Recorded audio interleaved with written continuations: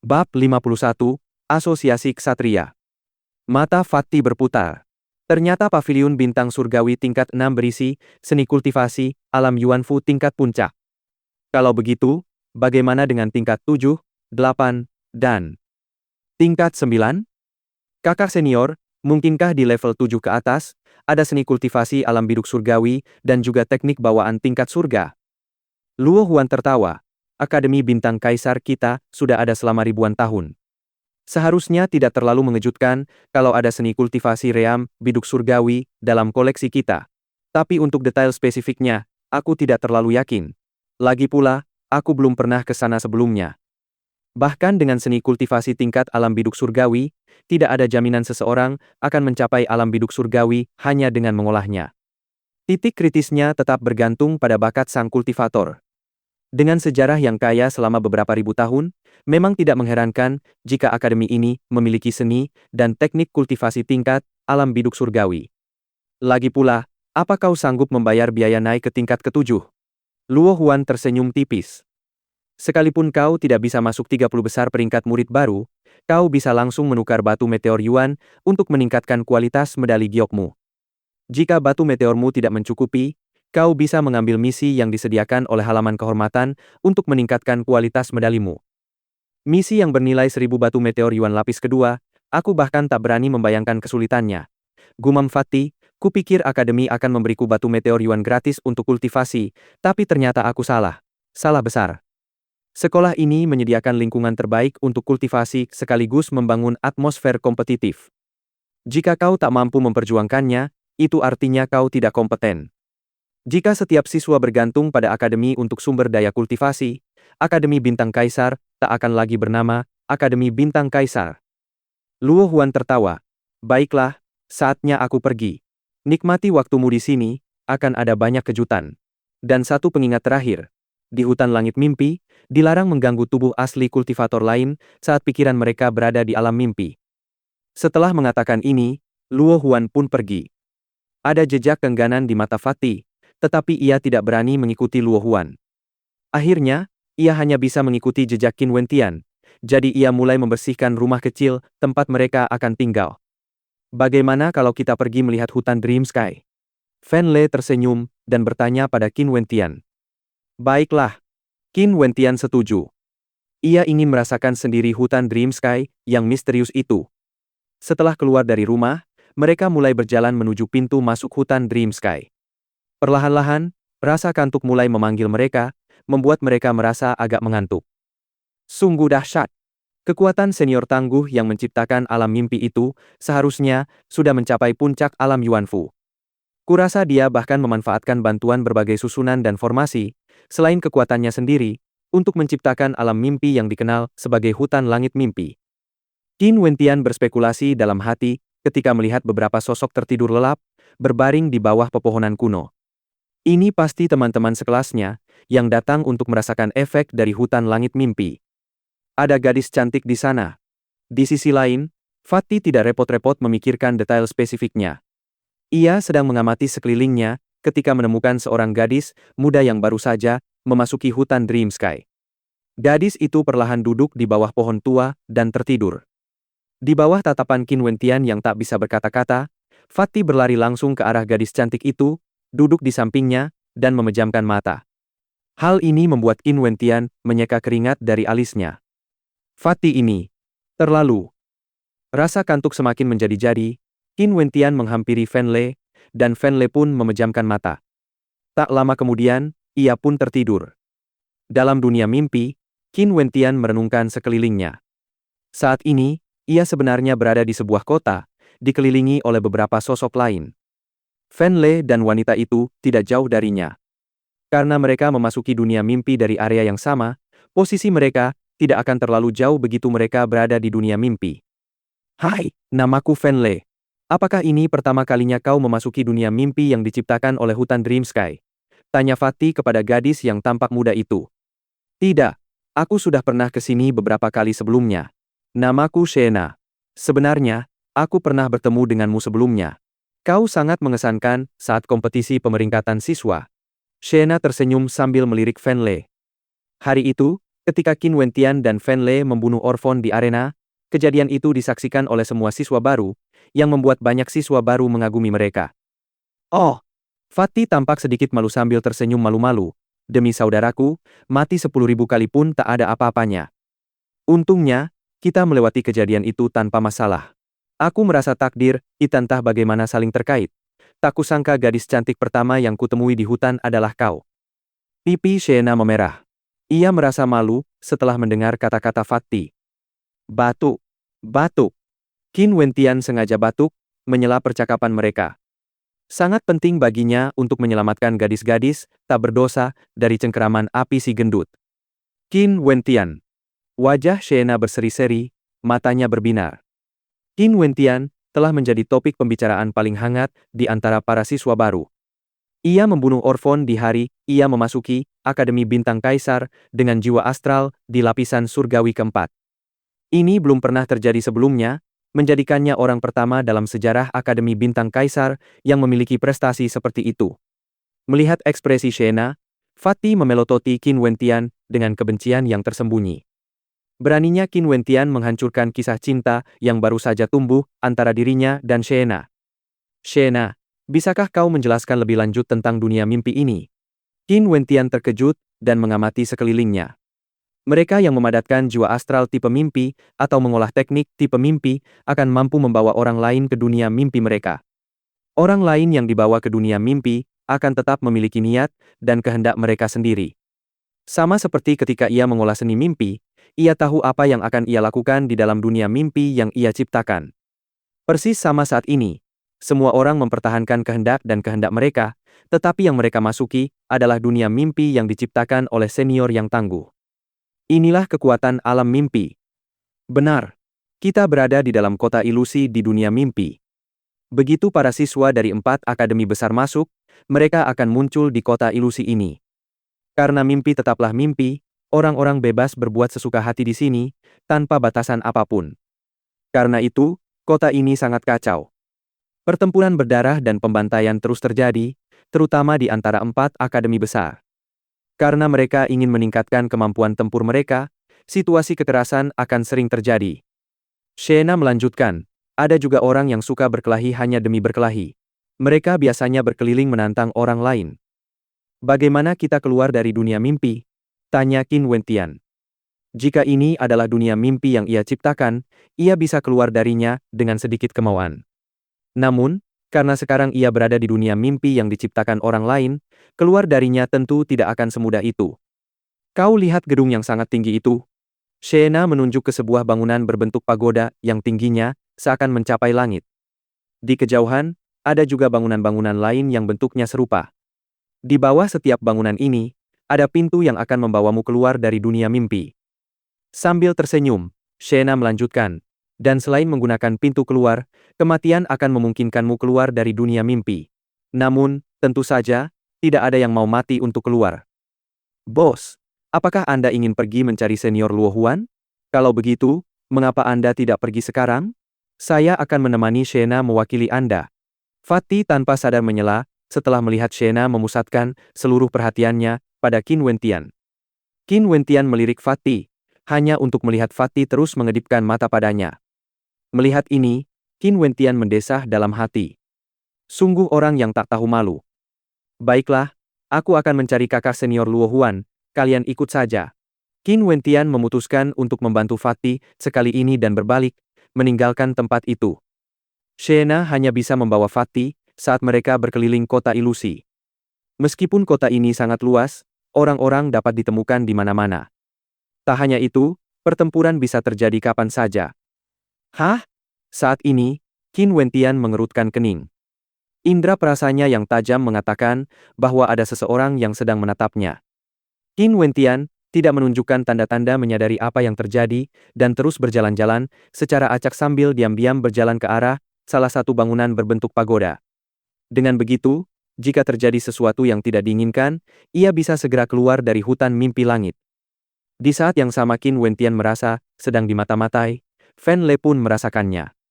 Matanya menyipit sebelum menoleh ke Shena dan berkata, Shena, maafkan aku ada urusan, jadi aku harus kembali dulu. Aku akan menemanimu lain kali.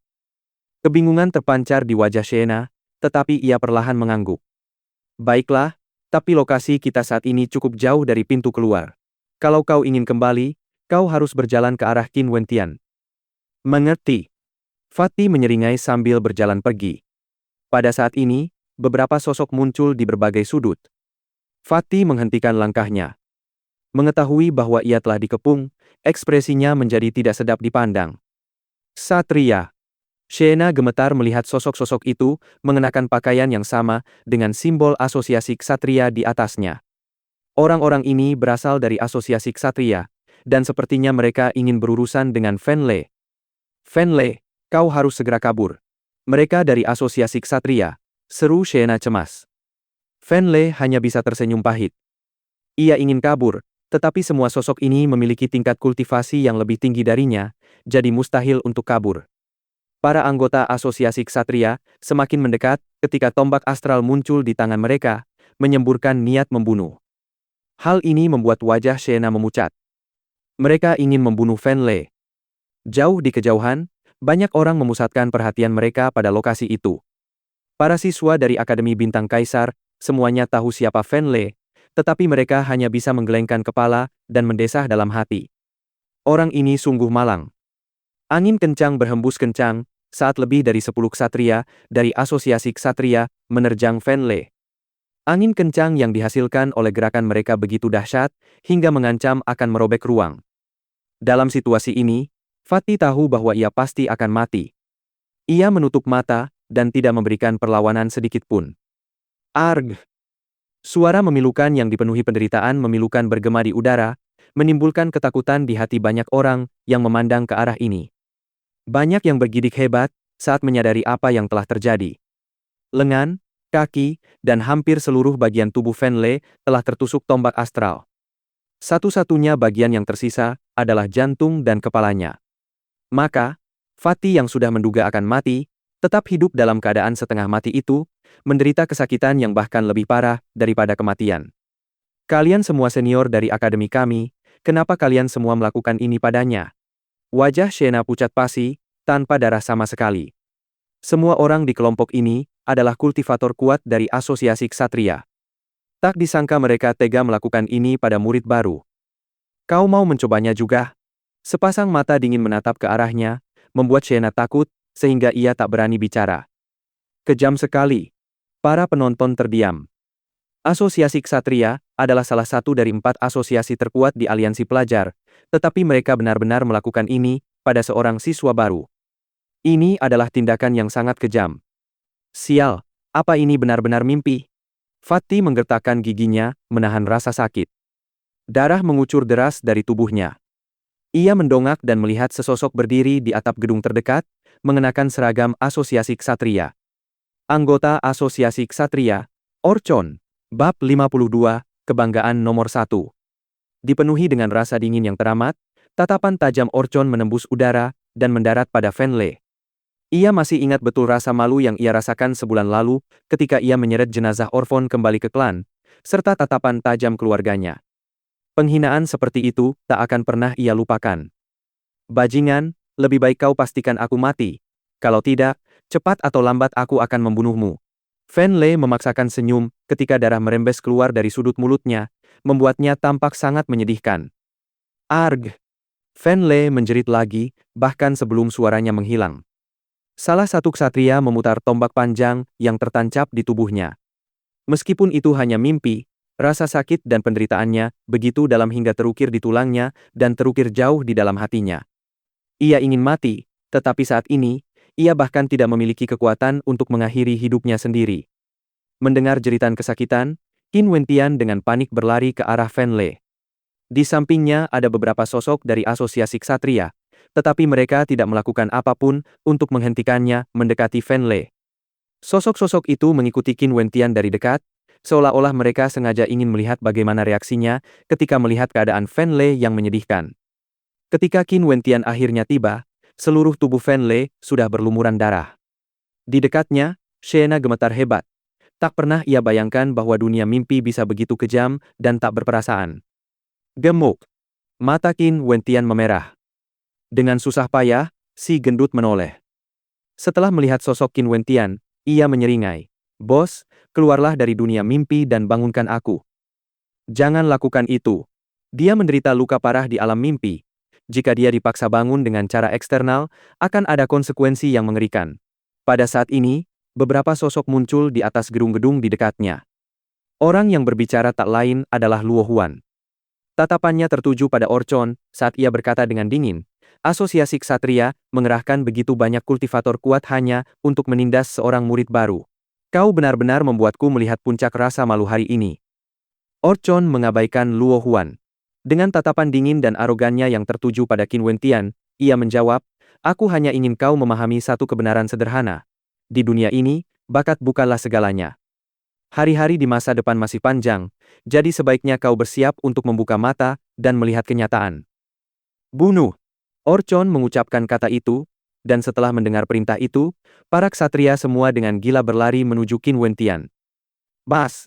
Luo Huan dan yang lainnya segera melompat dari gedung, dan saat berada di udara, dia melihat ke arah Qin Wentian. Ingat ini, di dalam dunia mimpi, situasi terbaik bagi lawan yang kalah adalah kematian. Qin Wentian mengalihkan pandangannya ke arah seorang kultivator dari Asosiasi Ksatria yang sedang menyerbu ke arahnya. Tiba-tiba, ia melangkah maju dengan kekuatan yang begitu dahsyat hingga membuat tanah bergetar. Cahaya tombak yang mengerikan, mirip naga ganas, memancar. Qin Wentian sedikit memiringkan tubuhnya, membiarkan tombak itu menembus tepat ke jantungnya. Di saat yang sama, ia melepaskan kekuatan tirani tinju penakluk naga, memanfaatkan tombak yang tertancap di tubuhnya sebagai daya ungkit. Ia menusukkan tombak itu lebih dalam ke tubuhnya agar lebih dekat dengan lawan, dan tinjunya langsung meledakkan kepala ksatria itu. Sesaat kemudian, Qin Wentian merasakan dirinya sekarat di dalam alam mimpi. Sekalipun dia meninggal, dia harus membawa serta satu orang. Hah! Di dalam hutan Dream Sky, Qin Wentian membuka matanya sambil menarik napas dalam-dalam. Jantungnya berdebar kencang. Beberapa saat yang lalu, ia mengalami kematian di alam spasial. Perasaan itu, meskipun ia tahu itu mimpi, bukanlah sesuatu yang ingin ia alami lagi. Menarik napas dalam-dalam, Qin Wentian mencoba menenangkan pikirannya sambil menatap Fen Lei yang tubuhnya gemetar hebat. Otot-otot wajahnya menegang, menunjukkan betapa ia sedang menderita. Berlemak. Qin Wentian mengepalkan kedua tangannya. Melihat betapa menderitanya Fatty, Qin Wentian pun merasakan sakit di hatinya. Arg! Fatty tiba-tiba menjerit. Matanya terbuka lebar saat tubuhnya terbanting ke tanah. Menarik napas dalam-dalam, tubuhnya terus gemetar tanpa sadar. Bajingan itu! Fatty tersadar setelah beberapa saat sebelum mengangkat kepalanya. Matanya menyipit, berkilat dingin dan mematikan. Apakah tubuhmu baik-baik saja? Tanya Qin Wentian sambil menatap Fatty dengan nada sedikit panik. Jangan khawatir, ini cuma mimpi. Fatty menyeringai, tampak acuh tak acuh terhadap apa yang telah terjadi. Namun, cahaya dingin di matanya mengkhianatinya. Peristiwa yang terjadi di alam mimpi itu adalah sesuatu yang tak akan pernah ia lupakan. Kita tidak bisa terus di sini, rasa kantuk mulai menyerang lagi. Ayo kita pergi dulu. Fatty dan Qin Wentian berdiri, lalu bergegas menuju pintu keluar. Bagaimana kau bisa keluar dari dunia mimpi? Tanya Qin Wentian. Kakak senior Luo Huan sendiri yang membunuhku. Kalau bukan karena itu, aku khawatir aku masih di sana, jawab Fen Lei. Hari ini, Asosiasi Ksatria benar-benar memberi kita pelajaran yang tak terlupakan. Memang. Qin Wentian mengangguk. Keduanya kembali ke rumah kecil itu dan beristirahat. Setelah itu, ketika mereka meninggalkan asrama, mereka mendapati banyak mahasiswa sedang menuju pintu keluar area asrama mahasiswa baru. Cepat, Asosiasi Ksatria sedang bentrok dengan Asosiasi Awan Hijau. Akan ada pertunjukan yang bagus untuk ditonton, seru seorang siswa tak dikenal. Qin Wentian dan Fen Lei saling bertatapan sejenak sebelum mengikuti kerumunan. Pelajaran yang diajarkan Asosiasi Ksatria sebelumnya telah terukir di hati mereka. Tak lama kemudian, mereka tiba di suatu area di dalam Akademi Bintang Kaisar. Dikelilingi kerumunan orang, dua senior akademi saling berhadapan. Hawa dingin menusuk tulang. Orchon. Tatapan Qin Wentian langsung tertuju pada Orchon. Tampaknya Orchon dan anggota Asosiasi Ksatria lainnya juga telah meninggalkan hutan Dream Sky. Kakak senior Luo Huan juga ada di sana. Yang berhadapan dengan Orchon adalah Luo Huan dan yang lainnya. Rupanya, mereka adalah anggota Asosiasi Awan Hijau. Qin Wentian dan Fen Lei bergerak mendekat ke sisi tempat Luo Huan berada. "Kakak senior," teriak Qin Wentian. Mata indah Luo Huan melirik ke arahnya dan melihat mereka berdua. Ia tersenyum sambil menatap Fen Lei. "Setelah kau terbangun dari mimpi, apa kau masih ingat apa yang kau alami?" "Tak terlupakan, sudah terukir di hatiku." Fatty menyeringai. "Bagus. Jangan salahkan kakak senior, karena tidak memberitahumu tentang bahaya hutan Dream Sky. Beberapa hal lebih mudah dipahami, setelah mengalaminya sendiri. Anggap ini pelajaran dari Asosiasi Ksatria. Meskipun menyakitkan, ingatlah bahwa kalian masih siswa Akademi Bintang Kaisar. Ini baru permulaan. Ketahuilah bahwa Akademi Bintang Kaisar bukanlah tempat untuk yang lemah. Aku hanya akan memberi kalian berdua beberapa informasi dasar. Sisanya, kalian perlu mengalaminya sendiri." Luo Huan tersenyum. "Apakah kalian membenci Asosiasi Ksatria?" "Tentu saja." Fatty tertawa. "Kalau begitu, pikirkan cara untuk menginjak-injak mereka. Kalau tidak, kaulah yang akan mereka injak-injak, seperti yang terjadi di dunia mimpi." Luo Huan terus tersenyum, tetapi kini ada jejak kebijaksanaan di balik senyumnya. Asosiasi Ksatria sungguh mengesankan karena mengerahkan pasukan sekuat itu untuk menyergap dua murid baru di dalam hutan Dream Sky. Luo Huan mengalihkan pandangannya ke arah para anggota Asosiasi Ksatria. Dalam tatapannya, terlihat cahaya dingin berkelap-kelip, mirip pedang tajam. "Terus kenapa?" jawab Orchon, menatap Qin Wentian dan Fen Lei dengan wajah dingin. Ia melanjutkan, "Ini baru permulaan. Anjing tak tahu malu." Amarah Mountain memuncak saat dia meraung ke arah Orchon. "Kau tidak punya kualifikasi untuk bicara denganku." Orchon melirik Mountain sebelum mengalihkan pandangannya ke Luo Huan. Sudut bibirnya melengkung membentuk senyum dingin dan tidak menyenangkan saat ia berkata, "Konflik dan pertempuran antara Asosiasi Ksatria dan Asosiasi Awan Hijau sudah berlangsung lama. Mengapa kita tidak menghentikannya dan mencoba sesuatu yang baru, menyelesaikan masalah ini untuk selamanya?" "Apa maksudmu?" tanya Luo Huan. "Asosiasi Ksatria, kita merekrut 2 siswa baru. Sepertinya Asosiasi Awan Hijau kalian juga sudah mulai merekrut. Ayo kita bertarung 4 orang. Bagaimana?" Sambil tersenyum, Orchon menatap Luo Huan, membuat ekspresi wajah Luo Huan berubah tak sedap dipandang. Semua orang tahu bahwa asosiasi yang paling diminati sebagian besar siswa baru, tak diragukan lagi, adalah Asosiasi Ksatria. Alasannya sangat sederhana. Semua anggota Asosiasi Ksatria berasal dari klan bangsawan. Sejak Akademi Bintang Kaisar didirikan, fokus mereka hanyalah mendidik para kultivator bela diri stellar terkuat, tanpa memikirkan hal lain. Yang terpenting adalah kekuatan dan bakat masing-masing individu. Ada banyak klan kaya dan berkuasa yang tinggal di ibu kota kerajaan. Namun, banyak keturunannya tidak sesuai dengan stereotip aristokrat mereka. Bahkan, di antara mereka, terdapat banyak elit yang memasuki Akademi Bintang Kaisar dengan bantuan sumber daya kultivasi. Seiring bertambahnya jumlah siswa aristokrat, mereka secara bertahap membentuk sebuah kelompok yang menjadi fondasi bagi Asosiasi Ksatria. Berdirinya Asosiasi Ksatria menyebabkan Akademi Bintang Kaisar dipenuhi dengan hembusan angin aristokrat. Hal ini pada gilirannya menyebabkan lahirnya Asosiasi Awan Hijau. Asosiasi Awan Hijau terdiri dari para siswa Akademi Bintang Kaisar yang merasa bahwa seharusnya tidak ada asosiasi yang hanya beranggotakan anggota dari klan aristokrat. Mereka merasa bahwa Akademi Bintang Kaisar harus tetap menjadi tempat di mana semua orang, apapun latar belakangnya, dapat berkultivasi dengan damai. Maka dari itu, dalam 4 perkumpulan besar di aliansi pelajar, Perkumpulan Ksatria dan Perkumpulan Awan Hijau selalu berselisih sejak hari pertama karena pandangan mereka yang berbeda. Sebenarnya, sebelum Asosiasi Ksatria dan Asosiasi Awan Hijau terbentuk, Asosiasi Iblis Surgawi sudah lama ada di akademi. Asosiasi Iblis Surgawi adalah asosiasi dengan sejarah terpanjang.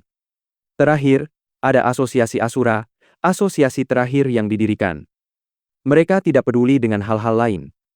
Bagi mereka, kultivasi adalah segalanya, sehingga anggota Asosiasi Asura dikenal keras terhadap diri mereka sendiri. Biasanya, mereka akan ditemukan di hutan gelap menjalani pelatihan hidup mati bersama para monster iblis dan menggunakan pengalaman itu untuk menempa diri. Di antara 4 asosiasi besar, Asosiasi Ksatria adalah yang terkaya. Dengan jumlah kekayaan yang mereka miliki, merupakan hal yang mudah bagi mereka untuk meningkatkan mutu medali giok mereka. Justru karena itulah, di antara para siswa baru, 2 dari 3 individu yang menduduki peringkat teratas memilih untuk bergabung dengan Ikatan Ksatria. Mereka adalah peringkat pertama, Murong Feng, dan peringkat ketiga, Du Hao. Kultivasi Murong Feng berada di level 4 alam sirkulasi arteri, sementara Du Hao berada di level 3. Qin Wentian dan Fan Le tampaknya dianggap sebagai anggota asosiasi awan hijau. Kultivasi mereka berdua berada di alam sirkulasi arteri tingkat 1. Orchon mengusulkan gagasan ini karena asosiasi ksatria mereka mempunyai keuntungan yang sangat besar. Siluet 2 sosok muncul dari belakang Orchon. Mereka tak lain adalah Murong Feng dan Du Hao. Di antara para siswa baru ini, Murong Feng dianggap yang terkuat, sementara Qin Wentian dianggap sebagai yang paling berpotensi. Saat mereka bertatapan, ketegangan terasa di udara. Aku akui, dengan bakatmu, kau mungkin punya kualifikasi untuk berdiri di hadapanku di masa depan. Tapi sekarang, setiap kali aku mendengar namamu disebut-sebut bersamaan dengan namaku, perutku mual. Kenapa Akademi Bintang Kaisar punya begitu banyak orang bodoh? Kata-kata Murong Feng diucapkan dengan lugas, menyebabkan keributan besar di antara para penonton. Mengalahkan semua lawannya dengan mudah. Kata-kata dari petarung peringkat pertama, Murong Feng, yang seusia dengan Qin Wentian, dipenuhi dengan rasa bangga yang tak tergoyahkan dan keyakinan mutlaknya. Bab 53, Pertempuran diterima. Pada usia 16 tahun, ia memiliki tingkat kultivasi di alam sirkulasi arteri tingkat 4. Di seluruh negeri Chu, bakat seperti itu dianggap sebagai puncak para jenius. Tak hanya itu, jiwa astralnya pun tak lemah. Jiwa astral pertamanya dipadatkan dari lapisan surgawi kedua, sementara jiwa astral keduanya dipadatkan dari lapisan surgawi ketiga. Tak hanya itu, seperti Qin Wentian, ia adalah seorang kultivator bela diri bintang yang murni. Ia baru mulai berkultivasi setelah memadatkan jiwa astralnya, hanya dalam waktu 1,5 tahun untuk menyempurnakan tubuhnya dan melangkah ke alam sirkulasi arteri. Bakat seperti ini sudah dianggap sangat langka. Tidak semua orang akan seperti Qin Wentian, yang menggunakan ki astral yang diserap dari konstelasi yang berasal dari lapisan surgawi kelima, selain menggunakan teknik pemurnian 1000 palu tempa yang sangat brutal untuk menempa dan memurnikan tubuhnya. Tentu saja, efek akhirnya akan lebih dari 10 kali lipat dibandingkan hasil kultivasi normal. Maksud di balik kata-kata Murong Feng sangat jelas. Mungkin di masa depan, Qin Wentian akan memiliki kekuatan untuk melawannya. Namun sekarang, ia tidak memiliki kualifikasi yang cukup untuk disebut-sebut setara dengannya. Mereka yang melakukannya hanyalah orang bodoh di mata Murong Feng. Qin Wentian bahkan tidak melirik ke arah Murong Feng. Tentu saja, itu bukan karena takut atau teror. Sebenarnya, dia tidak mengerti apa maksud Murong Feng dan tidak tertarik untuk memahaminya. Lagi pula, sehebat apapun bakat Murong Feng, apa hubungannya dengan dirinya? Namun, saat ini, Murong Feng mewakili asosiasi ksatria. Karena itu, situasinya berbeda sekarang. Semua ini ada hubungannya dengan dia. Terutama karena belum lama ini, Fatih dipaksa menjalani baptisan dengan penyiksaan. Karena itulah, Qin Wentian memandang Fatih. Aku yang memutuskan. Fan Le menatap Qin Wentian sambil bertanya. Aku akan mendukungmu apapun keputusanmu. Qin Wentian menyeringai. Tentu saja, ayo kita tiduri mereka. Fan Le tersenyum sambil melirik Luo Huan. Kakak senior, karena mereka ingin bermain, ayo kita bermain dengan mereka. Soal waktunya, kita tentukan sebulan dari sekarang. Kau yakin? Luo Huan melirik Qin Wentian dan Fan Le. Lawan mereka benar-benar akan sulit dihadapi. Fan Le mengangkat bahu dan tertawa. Si gendut ini tidak punya banyak batu meteor Yuan. Kalau begitu, aku hanya bisa menggunakan metode ini untuk meningkatkan kualitas medali giok bintang kaisarku.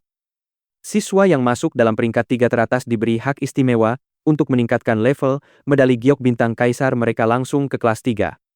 Kalau begitu, kenapa tidak naikkan levelnya ke level 4 sekaligus? Kita tambahkan 200 batu meteor Yuan lapis kedua sebagai taruhan sampingan untuk pertarungan ini. Kalau menang, bukankah kau bisa langsung menaikkan level medali giokmu ke level 4? Jawab Orchon dingin setelah mendengar kata-kata Fan Le. Kata-katanya membuat para penonton di sekitarnya menahan napas. 200 batu meteor Yuan lapis kedua. Bagi para murid, jumlah batu meteor Yuan ini sungguh mengerikan. 100 batu meteor Yuan lapisan kedua sudah cukup untuk menaikkan level medali giok ke tingkat keempat. Tak hanya bagi para siswa baru, bahkan Asosiasi Ksatria menganggap jumlah batu meteor Yuan ini sangat besar. Namun, mereka yakin akan menang. Ini adalah pertarungan tanpa ketegangan. Hasilnya sudah sangat jelas bagi mereka. Mata Luo Huan menyipit. Jumlah ini akan membuat Asosiasi Awan Hijau berada di bawah tekanan besar. Kami, Asosiasi Awan Hijau, masih mampu membayar taruhan sampingan 200 yuan batu meteor. Seorang pemuda di samping Luo Huan tertawa. Luo Huan mengangguk sambil melirik Orchon, berkata, "Pertama-tama, saya ingin memperjelas. Ada dua hal yang ingin saya sampaikan. Pertama, Qin Wentian dan Fan Le bukan anggota Asosiasi Awan Hijau kami. Asosiasi Awan Hijau kami ikut campur semata-mata karena kami tidak tahan betapa hinanya Asosiasi Ksatria kalian." Sekelompok siswa senior menindas dua siswa baru, sungguh mengesankan. Kedua, untuk taruhan ini, Asosiasi Awan Hijau menerima. Jika mereka menang, semua keuntungan akan diberikan kepada Qin Wentian dan Fan Le. Namun jika mereka kalah, kerugian akan ditanggung oleh kami, Asosiasi Awan Hijau. Ketiga, Asosiasi Awan Hijau berbeda dari Asosiasi Ksatria. Kami tidak akan pernah menggunakan kekayaan sebagai sumber perekrutan. Sedangkan bagi mereka yang ingin bergabung dengan kami demi keuntungan, kami tidak akan pernah menerima mereka, meskipun mereka memiliki bakat luar biasa. Pemuda yang berdiri di samping Luo Huan menambahkan, sudut bibirnya melengkung membentuk senyum tipis. Inilah sikap Asosiasi Awan Hijau, cara mereka sendiri dalam bertindak. Dibandingkan dengan Asosiasi Ksatria, mereka sangat berbeda. Dunia ini, pada intinya, adalah dunia yang kejam di mana pragmatisme dan keuntungan menguasai segalanya. Mengapa mereka masih harus membawa atmosfer ini ke Akademi Bintang Kaisar? Asosiasi Awan Hijau, sejak awal, menentang gagasan ini. Bodoh. Orchon dan anggota Asosiasi Ksatria lainnya juga memandang rendah anggota Asosiasi Awan Hijau. Dari sudut pandang mereka, bagaimana mungkin ada kerja sama tanpa manfaat? Semua kepercayaan dibangun di atas fondasi menuai manfaat. 1 bulan lagi. Membayangkannya saja sudah membuatku tak sabar. Orchon mengumpulkan orang-orang dari Asosiasi Ksatria dan pergi. Tatapan aneh terpancar dari wajah Murong Feng, menatap Qin Wentian dan Fan Le dalam-dalam. Apa yang membuat kalian berdua begitu yakin untuk menerima pertarungan ini?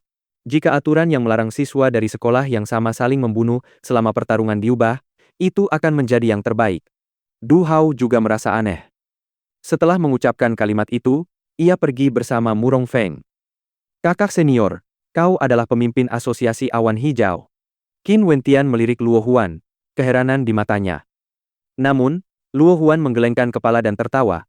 Aku yang bertanggung jawab atas urusan Asosiasi Awan Hijau, sama seperti Orchon yang bertanggung jawab atas urusan Asosiasi Ksatria.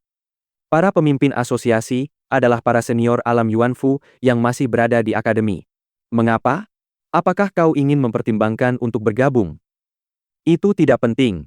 Bagaimanapun, mulai hari ini dan seterusnya, keinginan pertamaku di Akademi Bintang Kaisar adalah membuat Asosiasi Ksatria menghilang dari akademi kita tanpa jejak. Cahaya dingin berkilat di mata Qin Wentian. Dia pasti akan mewujudkan tujuan ini. Baiklah. Tidak masalah jika kalian memilih bergabung dengan Asosiasi Grand Cloud atau tidak. Kalian harus memanfaatkan waktu 1 bulan ini sebaik-baiknya. Luo Huan tersenyum tipis. Hanya dalam 1 bulan, mereka harus mengalahkan 2 siswa peringkat teratas. Tekanannya memang luar biasa. Sudah waktunya aku bekerja keras juga. Fan Le mengerang sebelum berkata, kakak senior, bos, aku akan kembali berkultivasi dulu. Melirik kepergian Fatih, Qin Wentian merasakan emosinya melonjak. Tadi pagi, ia tahu bahwa masalah ini sangat memengaruhi Fatih. Bahkan jika bukan untuk dirinya sendiri, demi Fatih, ia akan berusaha sekuat tenaga untuk meningkatkan kekuatannya dalam sebulan ini. 1 bulan. Waktu itu, seharusnya cukup baginya untuk melangkah ke alam sirkulasi arteri tingkat kedua. Untuk meningkatkan kemampuan bertarungnya, ia perlu mengandalkan metode pemurnian roh dan teknik bawaan, jejak 1000 tangan. Kedua metode ini membutuhkan batu meteor Yuan dalam jumlah besar untuk mendukung kultivasinya. Sepertinya aku harus pergi ke paviliun senjata ilahi. Qin Wentian bergumam dalam hatinya sebelum menatap Luo Huan. Kakak senior, bolehkah aku meninggalkan akademi kapanpun aku mau? Luo Huan tentu saja mengerti apa yang ditanyakan Qin Wentian. Saat ini, Qin Wentian telah menyinggung klan Ye dan klan Ou, tetapi dia aman di Akademi Bintang Kaisar. Namun, setelah dia keluar dari akademi, apakah dia masih aman? Berhati-hatilah. Luo Huan tersenyum. Jangan beri orang kesempatan untuk membunuhmu. Jika mereka ingin berurusan denganmu secara terbuka, mereka tetap perlu mempertimbangkan Akademi Bintang Kaisar. Luo Huan percaya bahwa saat Qin Wentian menginjakkan kaki di Akademi Bintang Kaisar, namanya sudah tercatat di akademi. Jika ada yang ingin menyakitinya, mereka tetap harus mempertimbangkan kekuatan di balik Qin Wentian. Benar. Qin Wentian mengangguk. Ia juga mengerti bahwa bersikap hati-hati tidak akan merugikannya.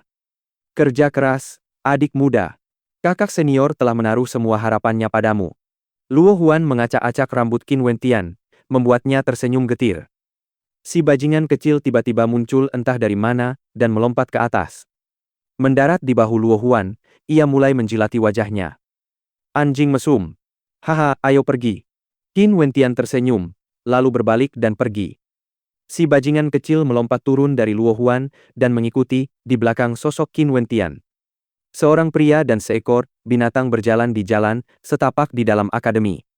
Manusia itu menundukkan kepalanya, membiarkan sinar matahari terbenam menyinari wajahnya, sebelum akhirnya tersenyum tipis. Bahkan di tengah awan tergelap sekalipun, masih ada secercah harapan. Mata indah Luo Huan berbinar-binar gembira dan tertawa saat ia menatap punggung Qin Wentian. Kedua adiknya membuatnya penuh harap.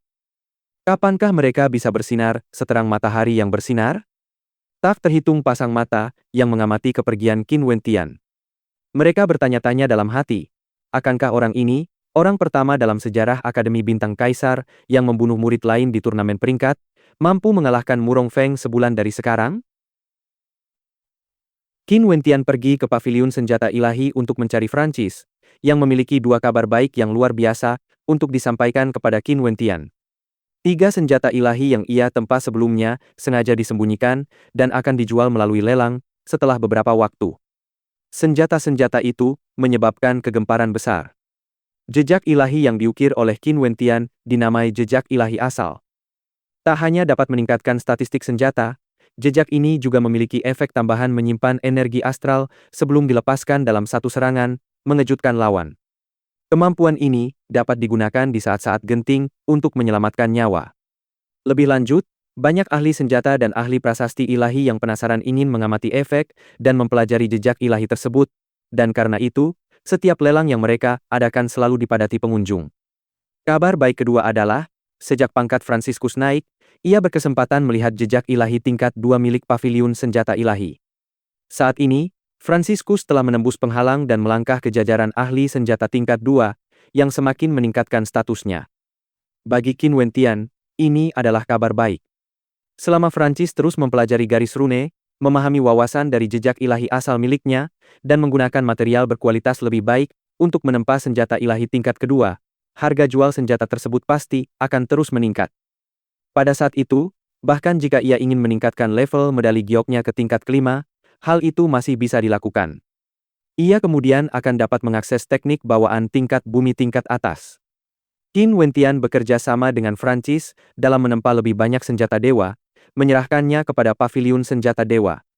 Di saat yang sama, sebagai imbalan atas senjata dewa tersebut, mereka meminta batu meteor Yuan untuk kultivasi Qin Wentian, sementara ia juga mempelajari dan menganalisis jejak dewa asal dalam ingatannya. Setengah bulan kemudian, Qin Wentian dan Francis akhirnya menggunakan versi lengkap dari jejak ilahi asal untuk menempa senjata ilahi tingkat kedua dan menyerahkannya kepada Yang Chen. Yang Chen sangat gembira. Ia segera mempersiapkan lelang, termasuk pemasaran dan periklanan. Berita itu menyebar ke seluruh ibu kota kerajaan dan menyebabkan kegemparan besar. Adapun Qin Wentian, ia mengasingkan diri dan memasuki periode latihan tertutup. Meridian, pori-pori, dan titik akupunktur di tubuhnya telah mencapai batas ekspansi. Ini berarti ia hanya perlu satu langkah lagi sebelum dapat menembus alam sirkulasi arteri tingkat kedua. Bab 54, Orang yang dikenal. Dalam sekejap mata, 3 hari telah berlalu. Hari ini adalah hari pelelangan. Meskipun telah dipasarkan sebagai pelelangan, paviliun senjata ilahi saat ini kekurangan tempat untuk pelelangan. Itu hanyalah taktik mereka untuk menaikkan harga senjata ilahi. Selama pelelangan, mereka akan mengeluarkan senjata ilahi yang lebih langka dan berharga untuk dijual. Saat ini, kerumunan orang memadati lantai 2 paviliun senjata ilahi. Untungnya, aula utama paviliun senjata ilahi sangat luas. Jadi meskipun lebih banyak orang datang, aula utama yang luas itu masih bisa menampung mereka. Ada banyak petualang dan petualang di hutan gelap hari ini. Meskipun mereka tidak bisa mendapatkan pedang asal yang dirumorkan, mereka masih bisa melihat-lihat di paviliun senjata ilahi. Mungkin ada senjata yang lebih cocok untuk mereka. Dan tentu saja, perjuangan untuk mendapatkan pedang origin dilakukan oleh banyak pandai besi. Gretchen tiba di paviliun senjata ilahi hari ini. Ia berbeda dari yang lain. Mengenai pedang asal, ia harus mendapatkannya dengan segala cara. Ia membutuhkan senjata ilahi yang luar biasa, dan kebetulan, ia mendengar rumor tentang pedang asal, yang membuat hatinya tersentuh. Selain itu, jika ia entah bagaimana bisa mendapatkan pedang itu untuk diperiksa oleh gurunya, Murin, ia akan memiliki kesempatan untuk menganalisis dan merekayasa balik wawasan dari jejak ilahi asal. Gretchen ditemani beberapa teman sekelasnya. Semuanya adalah murid-murid Akademi Kerajaan. Lagi pula, Gretchen, selain menjadi murid Murin, juga merupakan murid Akademi Kerajaan. Fen Le juga datang hari ini. Selama beberapa hari terakhir, Qin Wentian belum kembali ke akademi, sehingga Fen Le tahu bahwa Qin Wentian akan berada di paviliun senjata ilahi. Setelah bertanya beberapa kali dan mengetahui bahwa paviliun senjata ilahi akan melelang pedang origin hari ini, ia memutuskan untuk datang dan mencari Qin Wentian. Tidak hanya itu, Shena juga ikut bersamanya. Francis dan Qin Wentian juga ada di antara kerumunan. Mereka dengan antusias menantikan harga yang akan didapatkan dari senjata dewa tingkat menengah tingkat 2 ini. Bos. Saat itu, Qin Wentian mendengar suara Fen Le. Saat menoleh ke arah suara itu, ia menyadari bahwa Fen Le datang bersama Shena, yang membuatnya tersenyum lebar. Gendut, senang kau ada di sini. Aku kesini cuma karena penasaran, jawab Shena agak malu-malu. Shena orangnya sangat pemalu, sebaiknya kau jangan bicara omong kosong. Fatty tertawa. Tapi, dia agak tertarik dengan pedang origin. Oh? Qin Wentian melirik Shena, lalu mendengarnya berkata, jiwa astral keduaku adalah jiwa astral tipe pedang. Aku tahu aku mungkin tidak akan mampu membeli pedang origin, jadi aku di sini untuk mencari senjata lain yang cocok. Sambil berbicara, Shena mengalihkan pandangannya ke dinding pedang di paviliun senjata ilahi. Di sana, terdapat sebuah pedang ilahi yang tergantung, memancarkan cahaya yang cemerlang. Tentu saja, seseorang tidak akan bisa menilai dari tampilan luarnya, apakah senjata ilahi itu luar biasa atau sampah. Seseorang hanya bisa menenggelamkan energi yuan mereka ke dalam senjata tersebut untuk menilai kualitasnya sendiri. Pedang yang bagus. Pada saat itu, sebuah suara terdengar dari kerumunan, membuat banyak tatapan tertuju pada pemilik suara itu. Suara itu berasal dari seorang pemuda yang sedang memegang tong anggur besar. Kemunculannya membuat senyum tak terelakkan mengembang di wajah-wajah kerumunan. Anggur mabuk abadi, bagaimana kau tahu pedang itu bagus atau tidak tanpa menyentuhnya? Seseorang tertawa. Insting. Pedang mabuk abadi meletakkan tong anggurnya sambil menggelengkan kepalanya. Kau takkan mengerti. Haha. Melihat tingkah pedang mabuk abadi, banyak orang tertawa. Qin Wentian juga ikut tertawa. Orang ini, sungguh tidak biasa dan menarik. Dia adalah Immortal Drunken Wine. Mata Shena berbinar saat menatap Immortal Drunken Wine. Kau kenal dia? Tanya Qin Wentian. Di antara 10 anak ajaib di ibu kota kerajaan, dia berada di peringkat ketiga. Aneh rasanya kalau aku belum pernah mendengar tentangnya sebelumnya, ujar Shena. Hal ini membuat Qin Wentian agak terkejut. Pemuda yang begitu mencintai alkohol ini, ternyata berada di peringkat ketiga di antara 10 anak ajaib. 10 anak ajaib ibu kota kerajaan merujuk pada pemuda paling elit di ibu kota kerajaan yang berusia di bawah 20 tahun. Status mereka semua luar biasa. Shena agak tercengang. Anggur mabuk abadi peringkat ketiga, mengapa rasanya dia terlalu ramah dan santai? Saat ini, Qin Wentian hanya merasakan tatapan dingin yang diarahkan padanya. Menoleh ke arah tatapan itu, matanya menyipit. Francis, ternyata kau. Gretchen tak pernah menyangka akan bertemu Qin Wentian dan Francis di Paviliun Senjata Ilahi. Sebelumnya, setelah insiden di Kota Harmoni Langit, Klan Ye telah mengirimkan sejumlah besar sumber daya kepada Asosiasi Sungai Bintang. Sumber daya ini mendorong Murin untuk mengizinkannya menjalani pengasingan tertutup di dalam Asosiasi Sungai Bintang. Dalam pengasingan itu, Gretchen dengan mulus menembus batas kemampuan ahli senjata tingkat 1 dan melangkah ke jajaran ahli senjata tingkat 2, yang menyebabkan statusnya di Asosiasi Sungai Bintang meningkat pesat. Dia telah kembali ke Akademi Kerajaan beberapa hari yang lalu. Dan orang-orang di sampingnya, setelah mengetahui bahwa dia sekarang adalah pandai besi tingkat 2, mulai mencoba berbagai cara untuk lebih dekat dengannya dan meningkatkan hubungan mereka. Seorang ahli senjata tingkat 2 tidak perlu khawatir tentang koneksi dan kekayaan. Tidak hanya itu, ahli senjata tingkat 2 semuda Gretchen akan memiliki masa depan yang tak terbatas. Jika ia kelak menjadi ahli senjata tingkat 3, ia akan menjadi sosok yang bahkan harus dihormati oleh para kultivator alam Yuanfu. Paviliun Senjata Ilahi memiliki otoritas yang tak tertandingi di ibu kota kerajaan. Karena mereka memiliki beberapa ahli senjata yang bersekutu erat dengan mereka, kekayaan Paviliun Senjata Ilahi telah mencapai proporsi yang sangat mengerikan. Di dunia ini, kekayaan berarti sumber daya kultivasi. Dengan sumber daya kultivasi yang memadai, tentu saja akan ada kultivator yang kuat. HMMPH. Francis mendengus dingin saat bertemu Gretchen. Perbuatan Murin terukir selamanya di benaknya. Sedangkan murid Murin, dia terlalu sombong dan arogan. Kalian berdua akhirnya benar-benar saling menempel. Cahaya dingin berkelebat di mata Gretchen saat ia memperhatikan mereka berdua. Ular dan tikus memang berasal dari lubang yang sama. Bos, siapa wanita ini? Fen Le menatap Qin Wentian. Tatapan Fen Le yang tak tahu malu menjelajahi tubuh Gretchen, membuat Qin Wentian mendesah dalam hati. Selama lawan bicaranya seorang wanita, pria ini pasti akan tertarik. Tapi tentu saja, Gretchen juga punya pesonanya sendiri. Meskipun demikian, kesan Qin Wentian terhadap Gretchen tidaklah baik. Qin Wentian masih ingat tatapan penuh kesombongan pada hari ketika Murin memaksanya untuk memilih di Asosiasi Star River. Bagi Murin dan muridnya, merupakan suatu kehormatan bagi Qin Wentian untuk diundang menjadi murid Murin. Dia adalah murid dari orang tercela dari Asosiasi Sungai Bintang, jawab Qin Wentian. Kurang ajar. Raut wajah Gretchen berubah dingin. Beraninya kau menghina guruku. Apa kau mau mati? Kau yang kurang ajar. Apa kau takut mengakui perbuatan Murin? Francis menjawab dengan dingin. Dulu saat aku masih di Asosiasi Star River, Murin dengan paksa merampas jejak dewa tingkat 2 milikku. Apa salahnya kalau disebut orang tercela? Gretchen mengamati Francis. Ia tak pernah menyangka Francis, yang tahun lalu rendah hati dan bertutur kata lembut, berani menghina gurunya yang terhormat, Murin. Budak anjing, kalau kau tidak berlutut dan minta maaf, lupakan saja rencanamu untuk pergi dari sini hidup-hidup hari ini. Gretchen mengarahkan tatapan arogannya ke arah Francis. Di matanya, Francis hanyalah seorang budak, tetapi ia berani menghina gurunya yang terhormat di hadapannya. Jika ia tidak melakukan apa-apa dan membiarkan berita ini sampai ke gurunya, bukankah itu sama saja dengan menampar wajahnya sendiri? Akan sangat memalukan baginya. Ekspresi wajah Franciscus berubah, sangat tidak sedap dipandang ketika mendengar kata-kata Gretchen. Sepanjang hidupnya, Franciscus selalu menjaga dan bersikap hormat ketika berhadapan dengan orang-orang yang lebih tinggi derajatnya.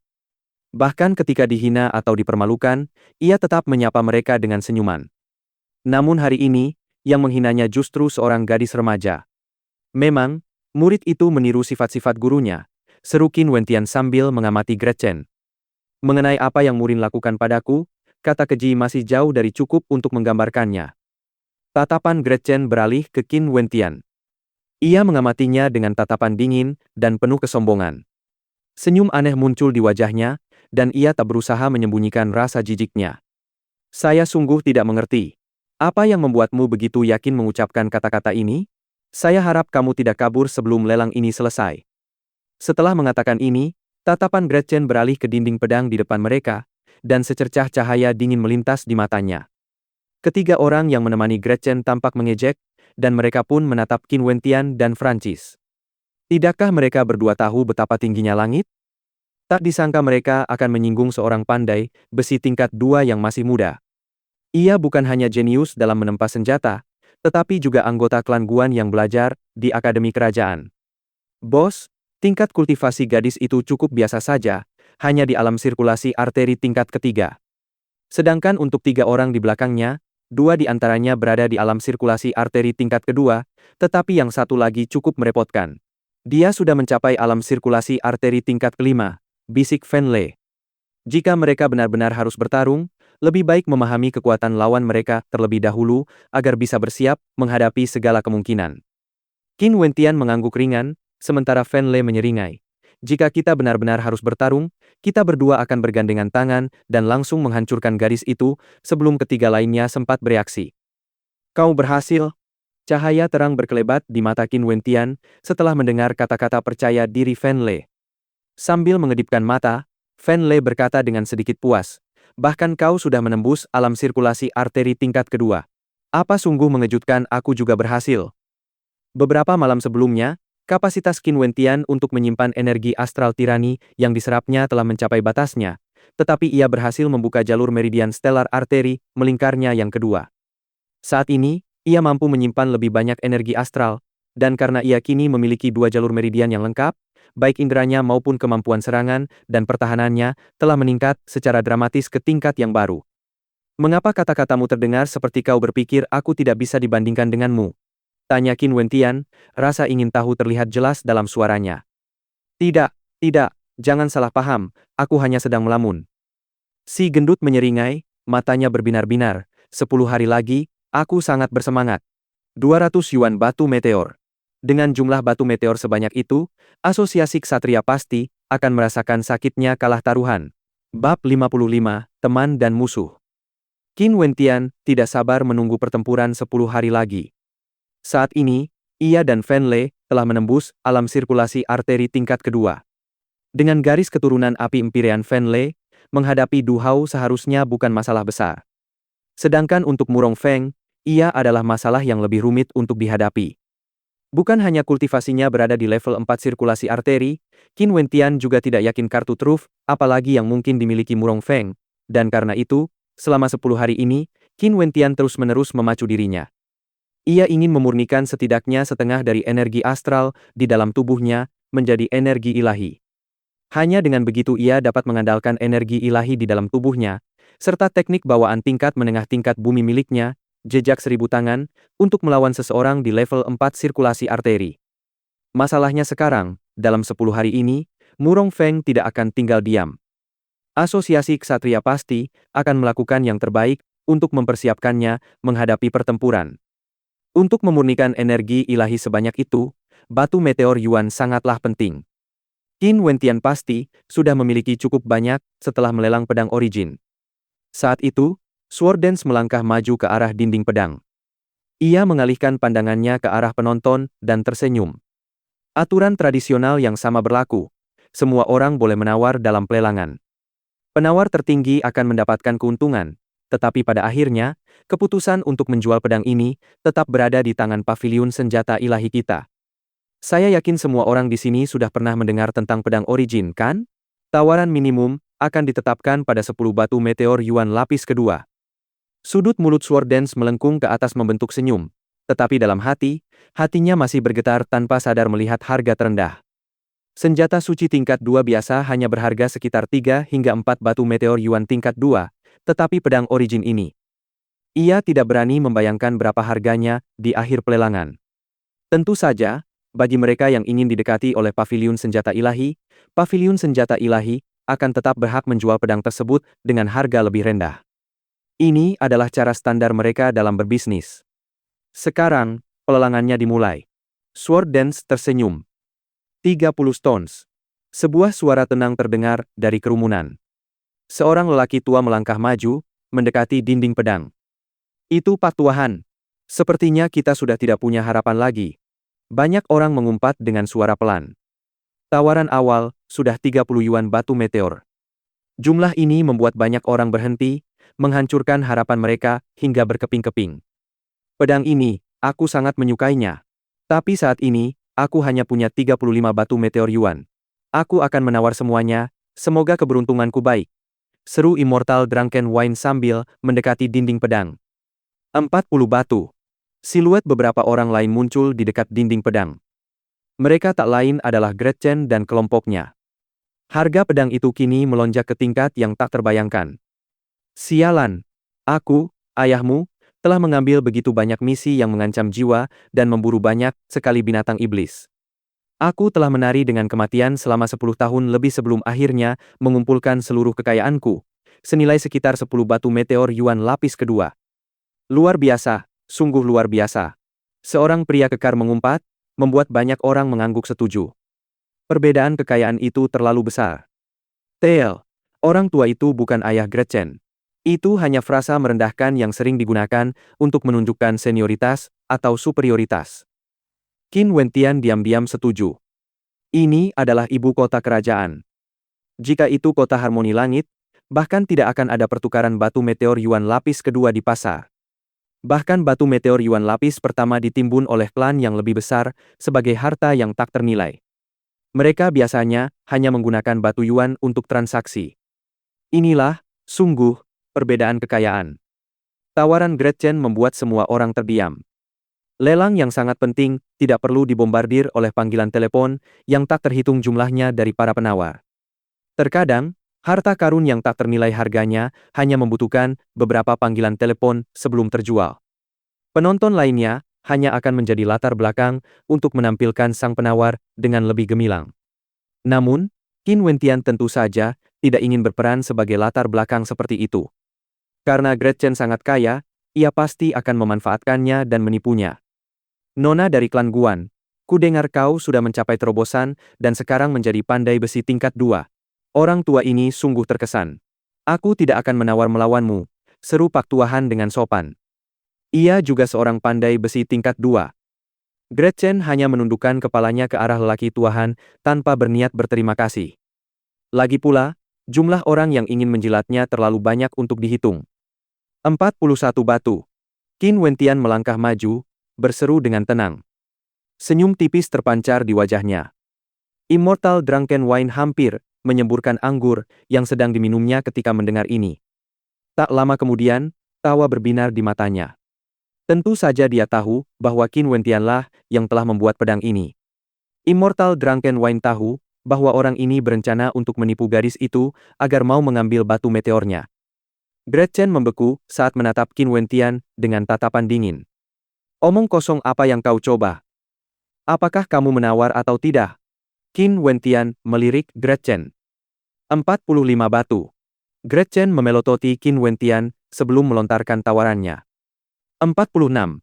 Qin Wentian menyeringai sambil terus menawar. Apakah kau tidak takut pedang origin akan membakar tanganmu jika kau mendapatkannya? Salah satu rekan Gretchen berbicara, matanya dipenuhi cahaya mengancam. Itu tidak penting bagiku. Setelah aku memenangkan pelelangan, aku bisa memberikan pedang ini kepada kultivator lain sebagai hadiah. Misalnya, aku bisa memberikan pedang ini kepada Immortal Drunken Wine. Sebenarnya, tidak masalah kepada siapa aku memberikannya. Hanya saja aku punya terlalu banyak batu meteor Yuan. Qin Wentian mengangkat bahu. Kau! Raut wajah orang itu berubah muram. Gretchen menoleh ke Swordens. Kau ingin memeriksa apakah dia membawa batu meteor Yuan sebanyak itu sebelum kita melanjutkan pelelangan. Nona Gretchen, Anda tidak perlu khawatir tentang ini. Ini urusan paviliun senjata ilahi saya. Atau mungkinkah Nona Gretchen bersedia mengambil semua batu meteor Yuan dari Anda untuk menunjukkan kekayaan Anda kepada semua orang? Jika Anda mau, saya tidak keberatan. Berdiri di samping tarian pedang, Yang Chen tersenyum tipis. Mendengar penolakan Yang Chen, ekspresi Gretchen berubah menjadi tidak sedap dipandang. 50 batu, jawab Gretchen dingin. 51. Qin Wentian mengutip secara langsung. 55. Gretchen menggertakkan giginya. Setelah ia berhasil menembus level dan menjadi ahli senjata tingkat 2, Asosiasi Sungai Bintang dan klannya telah memberinya sejumlah sumber daya untuk membantunya dalam kultivasinya. Selain tabungan sebelumnya, ia memiliki total 60 batu meteor Yuan di tubuhnya. Namun saat ini, ia hampir menghabiskan seluruh tabungannya hanya untuk mendapatkan pedang origin ini. 56. Fatty menyeringai saat mengambil alih dari Qin Wentian. Qin Wentian melirik Fatty, senyumnya semakin lebar. Fatty memiliki kekuatan pikiran, yang dianugerahkan kepadanya oleh jiwa astralnya.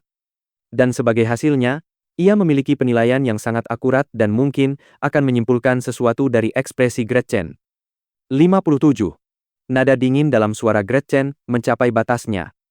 Di masa depan, batu meteor Yuan adalah sumber daya yang tak akan pernah ia lewatkan. Namun hari ini, ia lebih baik mati daripada kehilangan muka. Sedangkan untuk Qin Wentian, ia akan menghadapinya sesuka hatinya setelah mendapatkan pedang origin. 58. Senyum Fatty semakin berseri-seri. 60. Gretchen tersedak. Seluruh kerumunan terdiam. Ia bahkan menawar 60 Yuan Meteor Stone untuk pedang origin. Harga yang gila. Ia marah. Semua orang marah. CK, Nona cantik, kau benar-benar kaya, aku tidak sanggup menaikkan tawaranku lagi. Fan Lei menyunggingkan senyum malu di wajahnya saat menatap Gretchen. Gretchen membeku. Ia menghabiskan 60 batu meteor Yuan lapis kedua hanya untuk membeli senjata suci lapis kedua. Meskipun pedang itu luar biasa, hatinya masih berdarah. Aku juga tidak mampu. Qin Wentian mengangkat bahu dan mengedipkan mata pada Fatty. Begitu saja, ia mendapatkan 60 Yuan Meteor Stone. Bos. Fatty melirik Qin Wentian dengan tatapan, kamu tahu kalau aku tahu, mengingatkannya agar tidak melupakan bantuannya. Apakah ada tawaran lagi? Sword Dance tersenyum ke arah kerumunan. Tawar, brengsek. Harganya terlalu tinggi, kurasa aku akan pergi ke tingkat 1 dan memilih senjata dari sana. Seseorang mulai melontarkan kata-kata kasar, membuat penonton tertawa. Memang, harga ini terlalu mengerikan. Batu meteor 60 Yuan cukup untuk membeli banyak sekali senjata dewa tingkat 2. Kalau begitu, Nona Gretchen, silakan datang ke sini agar kita bisa menyelesaikan transaksinya. Sambil tersenyum, Sword Dance menatap Gretchen. Hati Gretchen sedikit berdebar saat ia menyerahkan seluruh harta Yuan Meteor Stone miliknya kepada Sword Dance. Baru setelah menerima pembayaran, Sword Dance menyerahkan Origin Sword kepadanya. Gretchen akhirnya mendapatkan pedang origin, tetapi ia tidak merasakan kegembiraan atas kemenangannya. Ia menatap Fatty dan Qin Wentian dengan dingin, matanya dipenuhi niat membunuh. Sekarang, saatnya untuk menyelesaikan masalah di antara kita. Bagaimana kau mau melakukannya? 1 lawan 1? Pertarungan berkelompok? Fatty menyipitkan mata saat menjawab. Setelah mendengar kata-kata Fan Lei, Gretchen dan 3 orang di belakangnya tertawa terbahak-bahak, seolah-olah mereka baru saja mendengar lelucon paling lucu di dunia. 1 lawan 1, pertarungan kelompok? Apa kalian memenuhi syarat? Kultivator terkuat yang berpihak pada Gretchen melangkah maju, melirik Fan Lei. Jika kalian semua bersujud kepada Gretchen dan memohon belas kasihan sekarang juga, aku akan mengampuni nyawa kalian hari ini. Tatapan Wang Chong dipenuhi jejak kebencian. Ia sungguh kesulitan memahami mengapa sekelompok orang ini ingin melawan Gretchen. Namun di saat yang sama, ia juga senang karenanya. Jika bukan karena mereka, ia tak akan punya kesempatan untuk menunjukkan kemampuannya. Perlu diketahui, setelah Gretchen menjadi pandai besi tingkat 2, ada banyak orang yang berusaha memperbaiki hubungan mereka dengannya. Pergi sana. Sebuah suara malas menggema, membuat Wang Chong menegang. Siapa di dunia ini yang berani memintanya untuk pergi? Ia mengalihkan pandangannya, mencari sumber suara itu. Tanpa diduga, pandangannya tertuju pada seorang pemuda yang sedang minum dari tong anggurnya. Ekspresi Wang Chong membeku. Bahkan wajahnya berubah menjadi hijau. Anggur mabuk abadi, masalah ini bukan urusanmu, kata Wang Chong dingin. Aku akan mengurusnya, oke? Immortal Drunken Wine menyeringai. Bahkan jika aku tidak menyuruhmu pergi, pasti ada orang lain yang mengatakan hal yang sama. Biarkan dendam antara mereka dan Gretchen diselesaikan. Jika kau ingin bertindak, aku jamin kaulah yang akan berlutut hari ini. Setelah mengatakan ini, Immortal Drunken Wine menggoyangkan tong anggurnya sebelum mendesah depresi. Sial, anggurku habis lagi. Kerumunan terdiam. Orang ini, apakah dia mabuk atau tidak? Jawabannya terlalu cepat berpindah dari satu topik ke topik lainnya. Setelah masalah ini selesai, aku akan mentraktirmu anggur. Qin Wentian tersenyum saat berbicara kepada Immortal Drunken Wine. Mata Immortal Drunken Wine langsung berbinar. Ia tertawa. Itu kata-katamu. Jangan kabur nanti, aku bisa minum banyak. Minumlah sampai mabuk. Qin Wentian ikut tertawa. Ia sangat menyukai kepribadian anggur mabuk abadi ini. Benar. Sepertinya hari ini aku benar-benar beruntung. Immortal Drunken Wine dipenuhi dengan antisipasi. Ia tahu bahwa dari hasil penjualan hari ini, 30 batu akan menjadi milik Paviliun Senjata Ilahi, sementara 30 lainnya akan masuk ke kantong Qin Wentian. Bersambung.